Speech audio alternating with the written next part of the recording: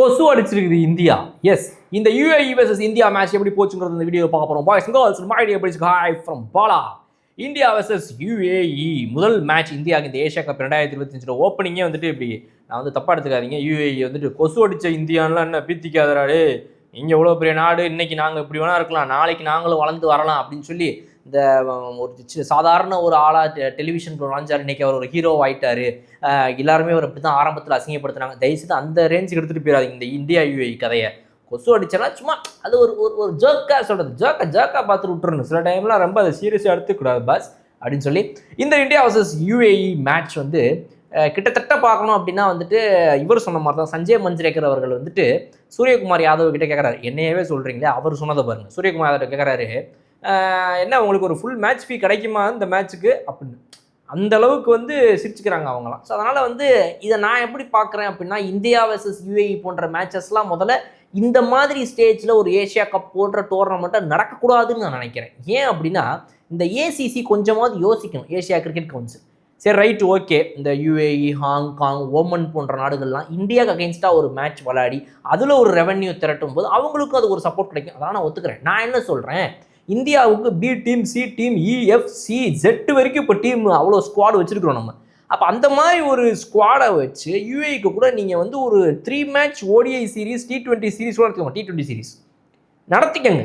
அதை விட்டுட்டு ஒரு ஏஷியா கப் டோர்னமெண்ட்டுங்கும் போது எப்பேற்பட்ட டோர்னமெண்ட், அதெல்லாம் ஒரு காலத்தில் எப்படி இருந்த டோர்னமெண்ட். வெறும் இந்தியா, பாகிஸ்தான், ஸ்ரீலங்கான்னு ஆரம்பித்து அதுக்கப்புறம் அதில் பங்களாதேஷ் சேர்ந்து கொஞ்ச நாட்களுக்கு அப்புறமா அதில் ஆப்கானிஸ்தான் சேர்ந்துச்சு. ஆனால் நடுவில் இந்த ஹாங்காங் கொஞ்சம் சேர்ந்துச்சு. பட் ஆனால் இப்போ வரைக்கும் இந்த ஹாங்காங் அதில் என்ன பண்ணுச்சுன்னு யாருக்குமே தெரியாது. எப்பயாவது ஒரு தடவை அப்படின்றத தாண்டி இந்த ஹாங்காங் கன்சிஸ்டன்சி காட்டுறது. ஸோ கன்சிஸ்டண்ட்டாக, காம்படிட்டிவாக, ஈக்குவலான டீம், அதாவது நீங்கள் எனக்கு காம்படிட்டிவாக போட்டி தரக்கூடிய ஒரு அணியாகவும் இருக்கணும் எல்லா அணிக்குமே. அதே சமயத்தில் நீங்கள் இதை கன்சிஸ்டண்ட்டாக தொடர்ந்தும் செய்யணும். அப்படிங்கிற மாதிரி டீம்ஸ்னால் என்ன? இந்தியா, பாகிஸ்தான், ஸ்ரீலங்கா, ஒரு அளவுக்கு பங்களாதேஷ் சொல்லலாம், நீங்கள் ஆப்கானிஸ்தானையும் தாராளமாக சொல்லலாம். நீங்கள் நிறைய அப்செட்ஸ் பண்ணியிருக்காங்க. ஆப்கானிஸ்தான் கூட 2024 T20 வேர்ல்டு கப்பில் வந்துட்டு செமிஃபைனல் வரைக்கும் வந்த ஒரு டீம். அதனால் அவங்களுமே ஒரு சூப்பரான டீம். ஸோ இந்த மாதிரி ஒரு டீம்ஸை மட்டும் வச்சு நீங்கள் நடத்துறது பெஸ்ட்டு. இந்த யுஏஇ, ஓமன், ஹாங்காங் வச்சு தயவுசெய்து நடத்தாதீங்க அப்படின்ற ஒரு வேண்டுகோள் இந்த வீடியோ வச்சுட்டு ஃபஸ்ட்டு வீடியோக்குள்ளே போவோம். பார்த்தா நீ வீடியோக்குள்ளே போறிய.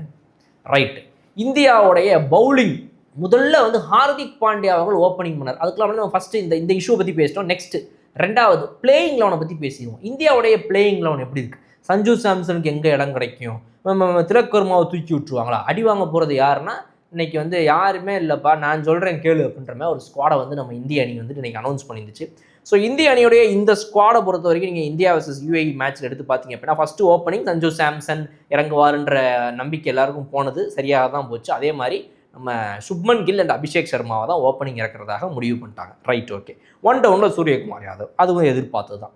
திலக் வர்மாவை டீம் விட்டு தூக்கக்கூடாது, சஞ்சு சாம்சனையும் டீம் விட்டு தூக்கக்கூடாது. அப்புறம் யாரை தூக்கணும்? இந்த வரேன் அப்படின்னு சொல்லி திலக் வர்மா, சஞ்சு சாம்சன் 2 பேரையும் 2 டவுனில் 3 டவுனில் இறக்கிறதாக இதுலேயே 5 ஸ்லாட்ஸ் முடிஞ்சு போச்சு.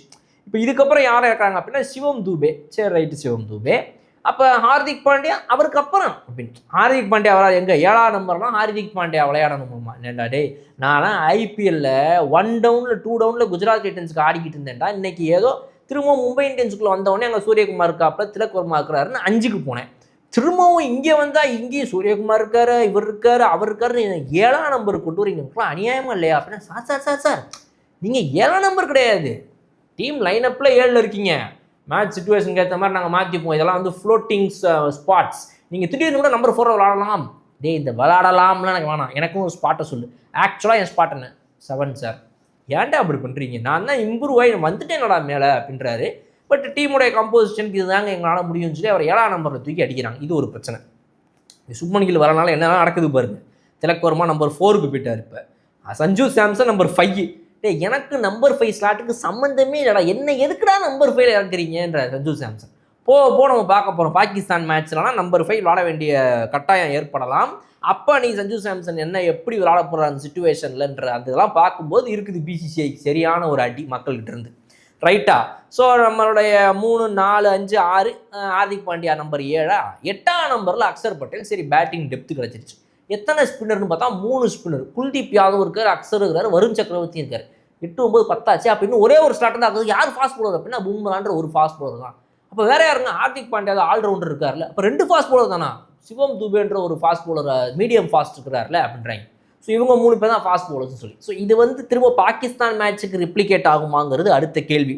சிவம் டூபே ஹார்திக் பாண்டியாவை தான் நீங்கள் செகண்ட் அண்ட் தேர்ட் சீமராக வச்சுக்க போறீங்களான்றலாம். ஹார்திக் பாண்டியாவே third seamer, Hardik Pandya second seamer ஆகி சிவம் தூபே தேர்ட் சீமர் ஆகிற அளவுக்கு நீங்கள் பாகிஸ்தான் அகேன்ஸ்டால ரிஸ்க் எடுப்பீங்களா, இல்லை ஃபைனல் சொல்லிட்டு ஆட முடியுமான்ற கேள்வி இருக்குல்ல. அப்போ நீங்கள் வந்து ஒரு ஃபாஸ்ட் பவுலர் எக்ஸ்ட்ரா உள்ளே கொண்டு வரணும், ஹர்ஷ்தீப் சிங் ஆர் ஹர்ஷித் ராணா அப்படின்னா அந்த இடத்துல எந்த ஸ்பின்னரை வெளியே தூக்குவீங்க? இப்போ குல்தீப் யாதவ் சூப்பராக விளையாட்டார், வருண் சக்கரவர்த்தி உங்களுடைய best spinner, Axar Patel allrounder, batting தெரிஞ்ச ஒரே ஸ்பின்னர் அவர் தான். இப்போ இதில் யாரை நீங்கள் வெளியே தூக்குவீங்க? இந்த பிரச்சனைக்கு பதில் இருக்கா?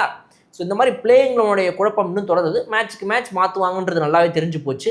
ஸோ பாகிஸ்தான் மேட்ச்சுக்கு இந்த பிளேயிங் லெவனில் யார் வெளியே உட்காருவா? ஒரு ஃபாஸ்ட் பவுலர் எக்ஸ்ட்ரா உள்ளே வர போகிறாருன்னா உட்கார போகிற வெளியே ஸ்பின்னர் யார்? இது முதல் கேள்வி. அடுத்தது சஞ்சு சாம்சன் நம்பர் 5 தான் விளையாடிடுவாரா, எப்படி இருக்க போகுது? ஹார்திக் பாண்டியா நம்பர் 7, இது எப்படி இந்த பேட்டிங் டெப்த் வேலைக்கு ஆக போகுதுங்கிற எல்லாத்தையும் நம்ம வெயிட் பண்ணி தான் பார்க்கணும். இதுதான் பிளேயிங் லெவனுக்கு இந்த வீடியோவில் வந்து நமக்கு கிடைச்சி, இந்த மேட்ச் வந்து நமக்கு கிடச்சிருக்கிற விஷயங்கள். அடுத்து 3ஆவதான விஷயத்துக்குள்ள நம்ம நுழைவோம். அது என்ன அப்படின்னா, நம்ம ஹார்திக் பாண்டியா அவர்கள் ஓப்பனிங் பவுலிங் பண்ணுறாரு. அதாவது பும்ரான்றவர் இருக்கும்போது எதுக்கு Hardik Pandya opening first over போடணுங்கிற என்னுடைய கேள்வி. சரி, ஹார்திக் பாண்டியா ஸ்விங்லாம் பண்ண ஆரம்பிச்சிட்டாருப்பா, அவுட் சைட் எட்ஜ்லாம் ஆகும், ரைட், ஓகே. பட் பும்ரா இருக்கும்போது எதுக்கு ஹார்திக் பாண்டியா முதல் ஓவர்ன்ற என்னுடைய கேள்வி சிம்பிள். ஸோ பும்ரா வந்து அந்த எண்டுலேருந்து போடணுங்கிறதுக்காக நீங்கள் கொண்டு வந்தீங்கன்னு சொல்ல போகிறீங்களா, எனக்கு தெரியல.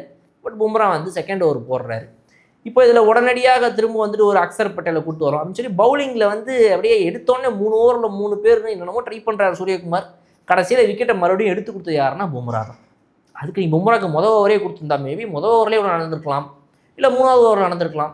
அவருக்கு செகண்ட் அண்ட் 4th ஓவர் கொடுத்து அங்கே வருது விக்கெட். அப்புறம் குல்தீப் யாதவ் சூப்பராக விளையாடினார். ஸோ அதனால் ஹார்திக் பாண்டியாவை வந்துட்டு ஓப்பனிங் ஸ்பில்லில் முதல் ஓவரை போட வைக்கிறத நீங்கள் எதுக்கு பண்ணுறீங்க? அது யூஏங்கிறதுக்காக சும்மா கசாமசாம் என்ன வேணால் பண்ணலாமா அப்படின்ற அந்த ஒரு கேள்வி தான் எனக்கு. எல்லாமே நீ கேள்வியாக கேட்டேரு பாலா அப்படின்னு என்னை கோச்சிக்காதீங்க, ஒரு உரையாடல். அடுத்தது குல்தீப் யாதவுடைய கம்பேக். இந்த மேட்ச்சில் நம்ம பார்க்க வேண்டிய மிக முக்கியமான ஒரு சூப்பர்பான விஷயம். குல்தீப் அவ்வளோ அற்புதமாக விளையாடிருக்காரு. ஒரு கம்பேக் மேட்ச்சு. நீங்கள் எந்த ஃபார்மெட்லையும் எடுக்க மாட்டேங்கிற, கண்டுக்கவே மாட்டேங்கிற, எல்லா நாளும் நான் சூப்பராக போடும்போது என்னை மறந்துடுவேன். இன்றைக்கி இந்த ஐபிஎல்லாம் 2025 அவ்வளோலாம் ஒன்றும் சூப்பராக போடல, சுமாராக போட்டிருக்கேன். இந்த வருஷம் என்னை எடுத்து வச்சுருக்கிறேன், பார்த்தா நான் கம்பேக்கை கொடுத்துட்டேன் அப்படின்ற மாதிரி. எப்போ வேணால் நீ எடுத்த டெசிஷன் வேணால் நீ தப்பாக இருக்கலாம். நல்லா விளையாடிய பிளேயரெல்லாம் உட்கார வச்சு நீ என்னை எடுத்துருக்கலாம், நான் கேஆர் பிளேயரு அது இதுன்னு சொல்லி என் மேலே விருப்பப்பட்ட எதையோ நீ எடுத்துருக்கலாம்.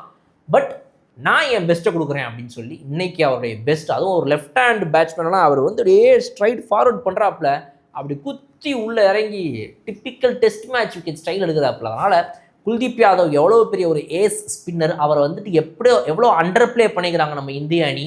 இத்தனை வருஷமாக அவர் பல மேட்சஸ்லாம் யூஸ் பண்ணாமல் சும்மா ஒரு எப்பயாவது டைம் கிடைக்கும் போது ஞாபகம் வரும்போது, ஆமாம் உடனே நான் யூஸ் பண்ணல, உன் பேர் என்ன, குல்தீப் வா வா வா அப்படின்னு இவங்களுக்கு ஞாபகம் வரும்போதெல்லாம் கூப்பிடுவாங்கன்றது ரொம்ப ஒரு அநியாயம். இப்படிப்பட்ட ஒரு எக்ஸ்ட்ராடினரி பவுலருக்கு. பட் அவருடைய பெஸ்ட்டை எப்போவும் அவர் கொடுத்துட்டே இருக்கிறாரு. இந்த அடி வாங்கினதுக்கு அப்புறமாவது புத்தி கொஞ்சமாவது வேலை செஞ்சு இவரை டெம்பரரியாக இல்லாமல் ஒரு பெர்மனெண்ட்டாக இந்தியனுடைய ஏதாவது ஒரு ஃபார்மெட்லையாவது ஒழுங்காக ஓடிஐ ஆர் T20 தயவு செய்து அவரை விளையாட வைங்கிற ஒரு வேண்டுகோள் இந்த வீடியோ உங்களுக்கு நான் மறுபடியும் வைக்கிற மாதிரி இந்த வீடியோலையும் வைக்கிறேன். அடுத்தது நம்ம கடைசியாக பார்க்க போகிற மேட்ரு, 5வது மேட்ரு, தூபே அவர்களுடைய பவுலிங். ரொம்ப குரூஷியலான ஒரு பவுலிங் ஸ்லாட். இப்போ அவர் ஏற்கனவே நான் சொன்ன மாதிரி 3வது பவுலராக அவர் போடுறாரு. அவர் இதே மாதிரி கன்சிஸ்டண்ட்டாக சூப்பர் பால்லாம் கொஞ்சம் மூவ்மெண்ட்லாம் ஆச்சு அவருக்கு இன்றைக்கி. அது மாதிரிலாம் பவுலிங்கு அவர் பாகிஸ்தான் போன்ற அணி, ஸ்ரீலங்கா, பங்களாதேஷ், ஆப்கானிஸ்தான் போன்ற அணிகளோடு விளையாடும் போதும் போட்டார்னா ஒரு நல்ல வெப்பனாக இருக்கும் நம்ம இந்திய அணிக்கு. ஒரு மீடியம் பேஸ் பவுலர், ஒரு பொலாடு மாதிரி ஓடி வந்து லைட்டாக பொட்டு வச்ச ஒரு வட்ட நிலா அப்படி போடுவோம் பார்த்தீங்கன்னா, அந்த மாதிரி ஒரு பவுலிங்கை போட்டால் அற்புதமாக இருக்கும். பட் சிவம் தூபேவுடைய பவுலிங் உண்மையாகவே குரூஷியல். அது கண்டினியூஸாக அவர் புரிஞ்சுக்கிட்டு புரிஞ்சு தெரிஞ்சு பவுலிங் போட்டார்னா ரொம்ப சூப்பராக இருக்கும் அப்படின்றத சொல்லிட்டு இந்த வீடியோ நான் முடிச்சுக்கிறேன். ஸோ நம்ம பேசின இந்த 5 மேட்டர்ஸ் எப்படி இருந்துச்சு அப்படிங்கிறத கமெண்ட் செக்ஷனில் சொல்லுங்கள். இன்னும் சூப்பரான வீடியோ நான் உங்களுக்கு பார்க்குறேன். என்ன இந்தியா பேட்டிங்கை பற்றியே பேசுகிறேன் அப்படின்னா, ஏன்னா பவர் பிளேக்குள்ளே முடிச்சே அவனும் பட்டையை கிளப்பி உள்ளே வந்து நம்ம அபிஷேக் சர்மா போட்டு அடின்னு அடிக்கிறாரு, சுப்மன் கில் துவைக்கிறாரு, வந்த பாலே 6 போடுறாரு சூரியகுமார். அதாவது இந்த பேட்டிங்கை பற்றி பேசுறதுக்கு என்னங்க இருக்குது? அற்புதமான ஒரு பேட்டிங், வெளுத்து வாங்கிட்டாங்க நம்ம இந்திய அணி. பட் இதே ஒரு அடியை ஒரு மெகா டீமுக்கு எகென்ஸ்டாகவும் அடிச்சு காட்டினா இன்னும் சந்தோஷப்படுவோம் அப்படின்றத சொல்லிட்டு இந்த வீடியோ முடிச்சுக்கிறேன். இன்னும் சூப்பராக வீடியோலாம் உங்களுக்கு பார்க்குறேன். அது கூட விடைபெறுது உங்கள் பாலம். Okay bye.